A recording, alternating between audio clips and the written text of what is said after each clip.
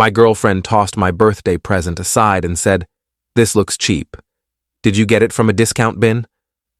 I said, "Fair enough." I quietly took it back to the jeweler.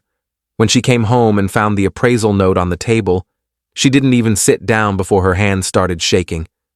I'm 33, and up until last week I thought my girlfriend and I had a decent relationship. We'd been together for 2 years, living together for 8 months. Met through a mutual friend, dated casually at first, then it got serious. She worked in fashion retail management, always cared about appearances, brands, status. I knew that going in, thought it was just surface-level stuff. Turns out, it went deeper than I realized. My birthday was last Tuesday. I'm not big on celebrations, but she'd been hinting for weeks that she wanted to do something special. Dinner at this upscale restaurant she'd been eyeing, the whole thing.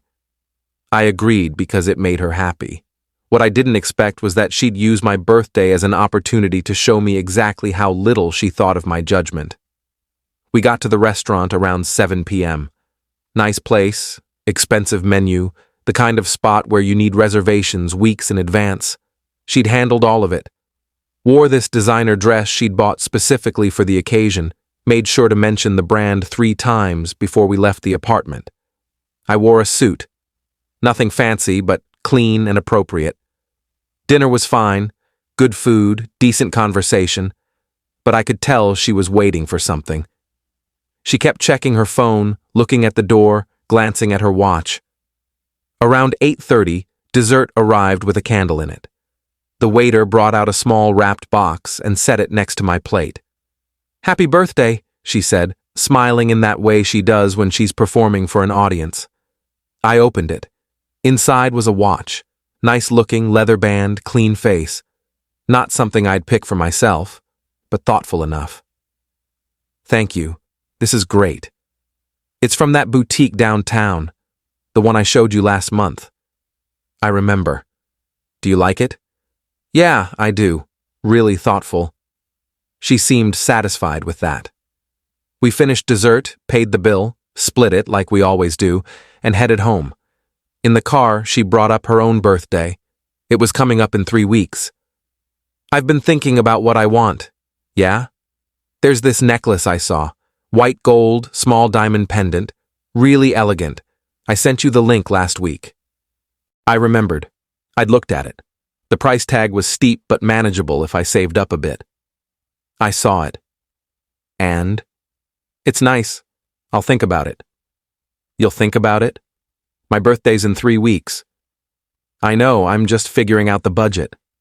She went quiet. Not a comfortable quiet. The kind where you know something's brewing. We got home around 10 p.m. I went to the bedroom to change. When I came back out, she was sitting on the couch with a small box in her hands, the box I'd hidden in the closet last week. "What's this?" My stomach dropped. That's for your birthday." "I found it when I was looking for my scarf. Why is it in the closet?" "Because it's a surprise. For your birthday, in 3 weeks." She opened it anyway. Pulled out the necklace inside, the one I'd spent the last 2 months saving for. White gold, small diamond pendant, exactly what she'd sent me the link for. I'd ordered it 6 weeks ago, had it custom-sized, the whole thing. She looked at it, turned it over in her hands, then set it on the coffee table like it was a piece of junk mail. "This looks cheap. Did you get it from a discount bin?" I stared at her. "What?"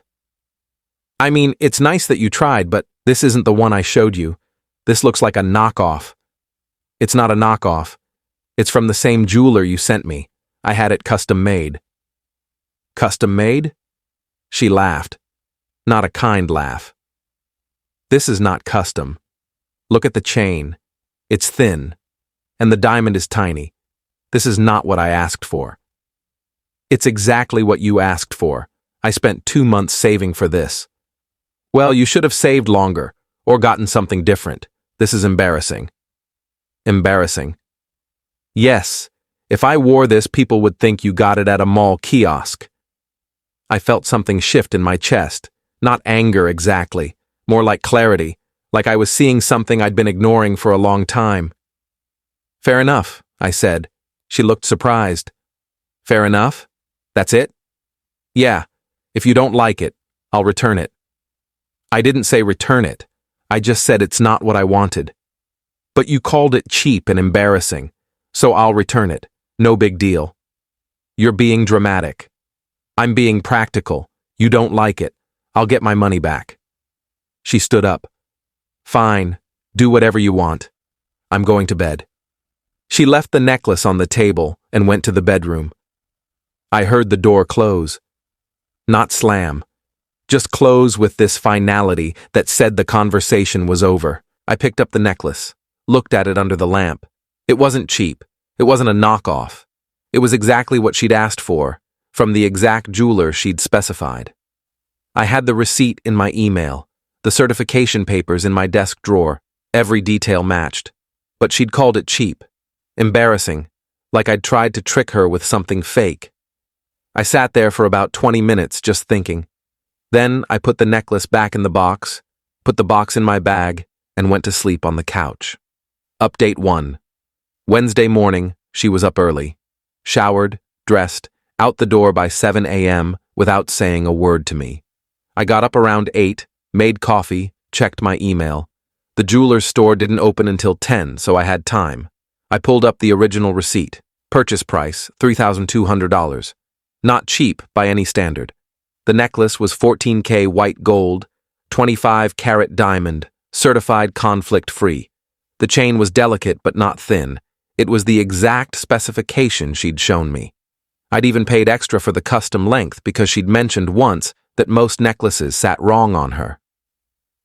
At 10 a.m., I drove to the jeweler, brought the necklace, the box, the receipt, everything. The woman at the counter recognized me immediately. Oh, you're back. Did she love it? Actually, I need to return it. Her face fell. Oh no. Was there a problem with the piece? No, it just wasn't what she wanted. But we made it exactly to the specifications she emailed us. I paused. She emailed you? Yes, about 2 months ago. She sent very detailed instructions about the chain thickness, the diamond size, the clasp type. We have it all on file. Can I see that? She pulled it up on her computer, turned the monitor toward me. There it was, an email from my girlfriend, sent 8 weeks ago, with explicit instructions for every detail of the necklace, the exact necklace I'd just returned. Is something wrong? The woman asked. No, I need to return this. She processed the return. Store credit only, since it was custom. $3,200 in credit. She printed out a receipt and an appraisal document that showed the original specifications and value. I'm sorry it didn't work out, she said as I left. Me too.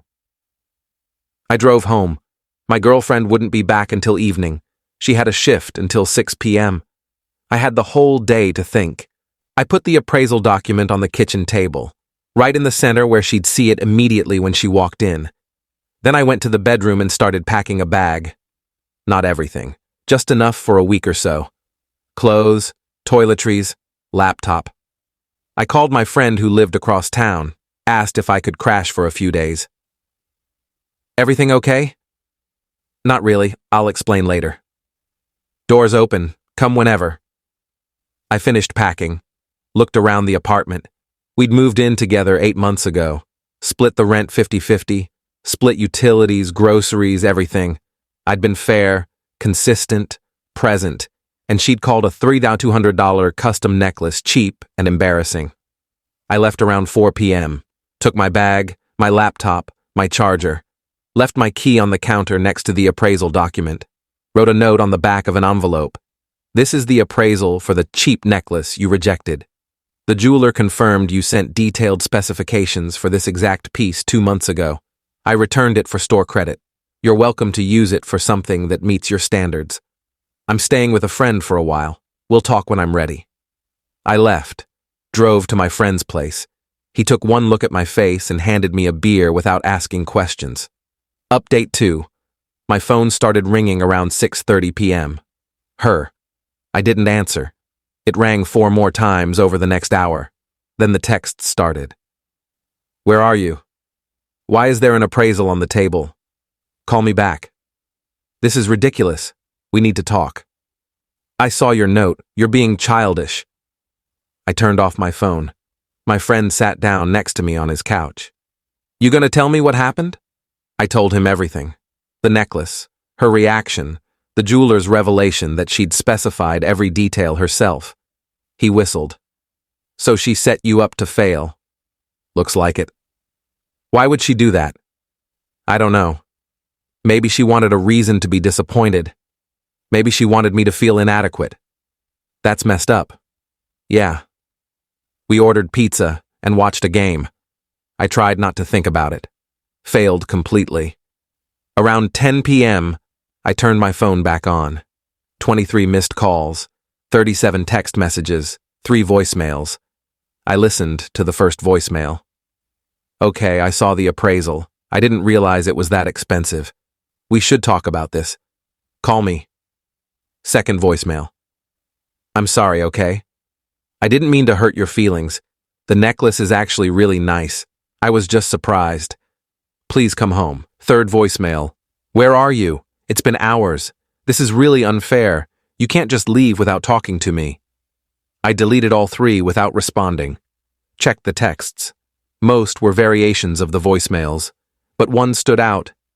My friends are asking why you're acting like this. What am I supposed to tell them? That one pissed me off. Not the question itself.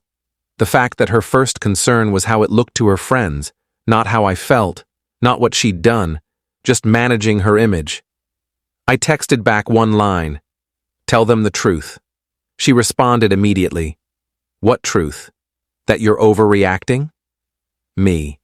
That you rejected a $3,200 custom necklace you personally specified, called it cheap and embarrassing, and are now upset that I took you at your word. She didn't respond after that. Update 3. Thursday morning, I woke up on my friend's couch with a stiff neck and a clearer head. I'd made a decision during the night. I wasn't going back to the apartment. Not to stay, anyway, just to get my stuff. I texted her around 9 a.m. I'm coming by at 2 p.m. to get my things. Please don't be there. She called immediately. I didn't answer. She texted, we need to talk face to face. Me, not ready for that. Her, this is stupid. You're throwing away 2 years over one comment. Me, it's not one comment. It's a pattern. This just made it clear. Her, what pattern? I didn't respond. Let her sit with that question. At 2 p.m., I went to the apartment. Her car was there. I'd asked her not to be. Of course, she didn't listen. I let myself in with my key. She was sitting on the couch, the appraisal document in her hands. We need to talk, she said. I'm just here for my stuff. Please, just give me 5 minutes. I set my bag down. 5 minutes. I'm sorry. I didn't realize how much that necklace cost. I thought you'd gone to some cheap place and gotten a knockoff. I didn't know you'd actually ordered from the jeweler I showed you. You sent them specifications yourself. The jeweler showed me the email. Her face flushed. Okay, yes, I did. But that was months ago. I forgot what I'd asked for. Forgot? You gave them detailed instructions, chain thickness, diamond size, clasp type, everything. I was just browsing. I didn't think you'd actually get that one. You sent me the link. You told me that's what you wanted. What was I supposed to get? Something nicer. Nicer than a $3,200 custom piece? I didn't know it was $3,200 because you never asked. You just assumed I'd gone cheap because that fit your narrative. What narrative? The one where I'm never good enough, where nothing I do meets your standards, where you get to be disappointed in me and I'm supposed to just accept it. She started crying. That's not fair, isn't it? You called my gift cheap and embarrassing on my birthday without even looking at it closely, without considering that maybe, just maybe, I'd put thought and effort into it. I said I'm sorry. You said you didn't realize it was expensive. That's not the same as being sorry. That's just damage control.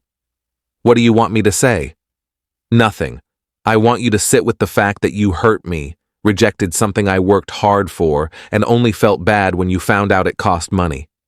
That tells me everything I need to know about what you actually value. I grabbed my bag and started packing. She followed me to the bedroom. So that's it? You're just leaving? Yeah. Over a necklace? Over the fact that you care more about price tags than you do about me. That's not true. I stopped packing, turned to face her. When I gave you that watch for my birthday, did you look up how much it cost? She hesitated. I don't remember. Yes, you do, did you? Maybe. I don't know. You did. I can see it in your face. And when you gave it to me, you made sure to mention the boutique 3 times, because the brand mattered more than the gesture. That's who you are. And I'm done pretending I'm okay with it. I finished packing. 2 bags worth of clothes and personal items. Everything else could wait. At the door, she grabbed my arm. Please don't do this. I love you. You love the idea of me, the version that fits into your aesthetic. But the real me, the guy who saves up for months and still isn't good enough, you don't love him, you tolerate him. I left, heard her crying as I closed the door, felt bad for about 30 seconds. Then I remembered her face when she tossed that necklace aside and felt nothing. Final update. It's been 6 weeks. I'm still at my friend's place, looking for my own apartment. She's texted a few times, apologetic at first, then angry, then apologetic again. I haven't responded. Her friends reached out, told me I was being too harsh, that she made a mistake and I should forgive her. I told them to mind their business. My friend, the one whose couch I'm crashing on, asked me last week if I regret it. Regret what? Walking away. Over a necklace. It wasn't about the necklace. I know. But do you regret it? I thought about it. No, I regret not seeing it sooner. The necklace just made it obvious. What are you going to do with the store credit? Haven't decided. Maybe I'll get something for my mom. She actually appreciates thoughtful gifts. He laughed. You're better off, man. Yeah, I think I am. I haven't heard from her in 2 weeks. Saw on social media that she's dating someone new. Some guy with a luxury car and designer everything. Good for her. Hope he's enough. I found an apartment last week. 1 bedroom, affordable, close to work. Move in next month. Starting over at 33 isn't ideal, but it beats staying with someone who measures your worth by price tags. The jeweler called me yesterday, asked if I'd decided what to do with the store credit. Not yet. Still thinking. Well, it doesn't expire. Take your time. Thanks. I will. I probably won't use it.